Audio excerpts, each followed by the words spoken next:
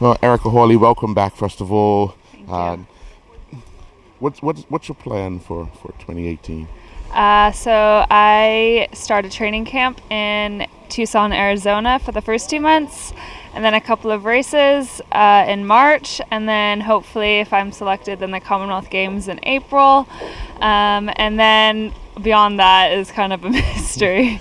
Now, Commonwealth Games is a big thing because there's a possibility that Bermuda can enter a team. How significant in your career would it be to compete with the likes of Tyler Butterfield, Flora Duffy, and Tyler Smith? I think it would be unreal. Just for Bermuda to have a team is pretty crazy considering our small population. So I think it would just be like a dream come true. Like I've done Major League Triathlon, and that was like a team environment as well, with people from around the U.S. and like Canada. But for 4 people from like the same country, like the camaraderie and all that would be just insane. Yeah. Now, you've been competing for a while now at the junior elite level. It's taking a step up, coming out of that junior elite. Is it kind of a scary territory that you'll be now in a different level?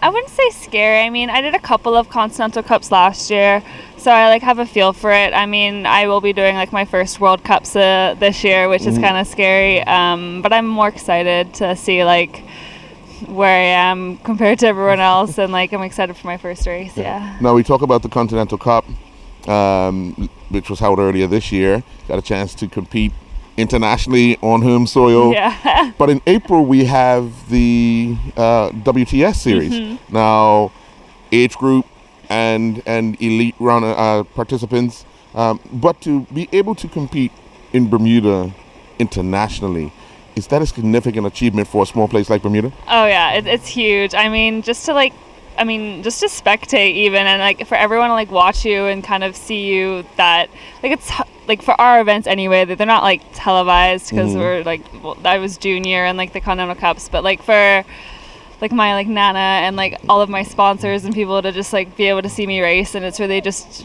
a true testament of like who you are, and they can see like the effort you've put in. Right. Now, there's a little different course for the WTS other than the one that you've done on the Continental, but the thought of having to ride up Corkscrew, that has to be one of the challenges that everybody will be looking at. What about you? Yeah, Corkscrew Hill is it's a tough one for sure. I mean, I like to say that we have an advantage here being in Bermuda, but like we can't really practice it. I think just like everyone else, just practice riding hills and hopefully he'll be prepared. Now, you've had a season of ups and downs this past year. What would you say would be the highlight of your I think that would have to be winning collegiate nationals. It wasn't really expected, honestly, like because that was my first time going, so I had kind of no idea like the caliber, like who was going to be there for the draft legal and the Olympic distance event. But it was just kind of crazy coming at the swim first and then leading the race from the start. I mean, I've never been in that position before, and it was just kind of like on the run, I was like way ahead, but I just still felt like someone could catch me, but it was just really cool to be in that position. That period was really special for you to win both of those events. But does that set you up to give you belief in your own ability? Yeah, for sure. I mean, it's definitely a different race from the like the racing that I'm doing at the ITU, but yeah, I have belief, and I feel like my coach has belief and my team does too, so it's nice to have that support. No, you're taking a semester off, which will actually put you in a position of training full-time, eventing full-time and all that, but how do you feel going into the new year, knowing you've taken this time off, and what are you hoping to accomplish in this short period?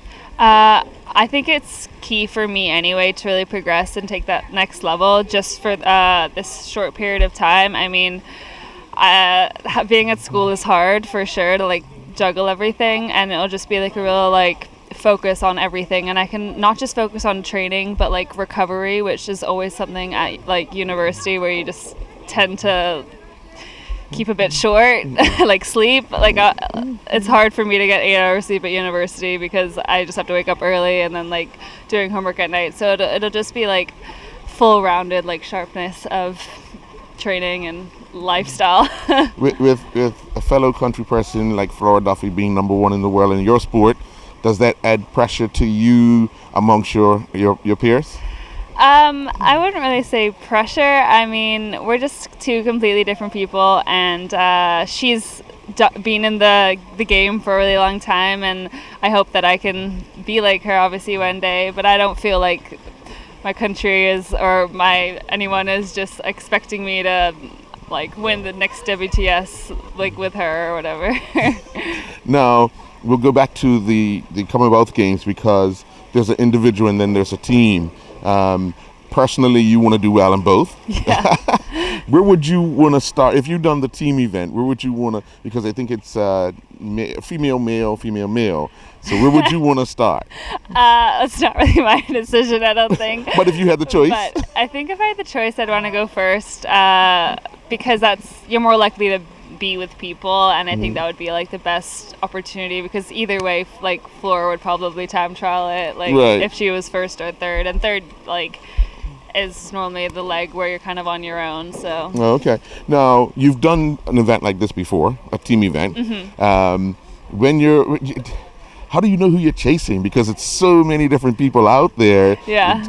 Everyone. Well, obviously you all have a number, the same number, but it's so many people out there because you got a different person swimming. By the time the third leg comes around, who knows who's doing what?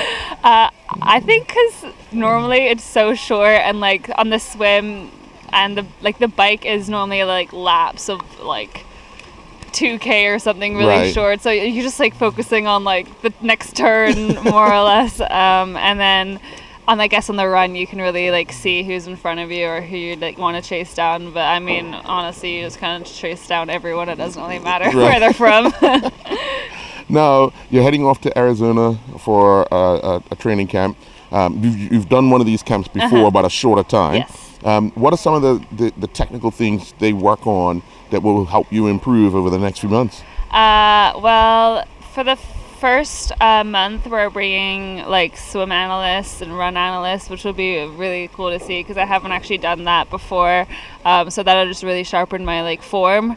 And then just being with like my team will be really good again, just because everyone else is breathing and sleeping what you're doing. So yeah. So does that set you, when you speak to your coaches, what is your timeline to peak? Because everyone wants to peak at the right time, and for certain events. Now 2018 is a long year. You have many different things you want to be able to accomplish, and peaking at the right time is very, very important. So what strategy would you try to use, and what events do you think are the ones that you want to make sure you're at your best for? Well, I mean, for sure, if I get selected for Commonwealth, that would be like my key race, and that's like start of April, so that's really early. And then the Bermuda race is also in April, so those would be like my first two key events, and then hopefully the CAC Games, which are in August. I mean, I think I know I'm going to take a bit of like a lull period, like in May, and focus on schoolwork, go to summer school, and then make like July and August more key seasons to key races. How does one recover? Okay, we have the Commonwealth Games early April, and the Bermuda race late April, but there's a long flight in between that. Yeah. How would one recover? How would one make sure that they're back to full strength after such a short turnaround? I mean, traveling is always hard, but my mom's always taught me to like try to get right on the time zone straight away, and like don't nap or like take a 5-hour like nap in the middle of the day and then you just can't sleep at night. Just try to get straight back into it. I always help just like easing back into training, like always helps my sleep pattern. Sleep is important for recovery. And when the brain's not doing anything and the muscles aren't doing anything. But what would you say would be your low for 2017? Oh God, I don't want to get into that. Like there was a lot of tough things like outside of triathlon that was going on with me. But triathlon wise, I mean, it's always disappointing going to Worlds and not competing the way you want to. It just was one of those days where I was a bit ill going into it, and it was just not my day. I don't know. So that was probably the low point. Yeah. Now, would you miss most of your friends back at school for this period of time off? Yeah, I really will. And what about collegiate racing? Because that's something that people use as a gauge to see where they are because they're around those type of people all the time. Training is one thing, but competing is a different thing because your mind goes a little different. You become that person that wants to be aggressive and so forth. So how do you plan to manage that? I don't know.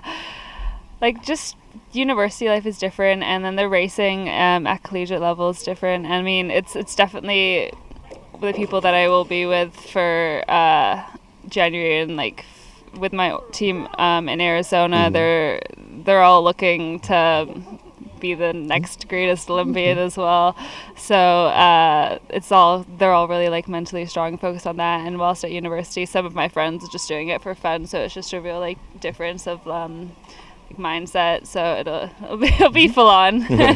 Now, being in Colorado, there's another Bermudian there that you happen to see every once in a while. What does Tyler Butterfield like outside of Bermuda? He's great. I've seen him on a couple of rides, and it's been kind of fun. It was just like, oh, hey, like wearing Bermuda kit. What's up? Did like a couple of rides together. But yeah, he's a great guy. I don't know.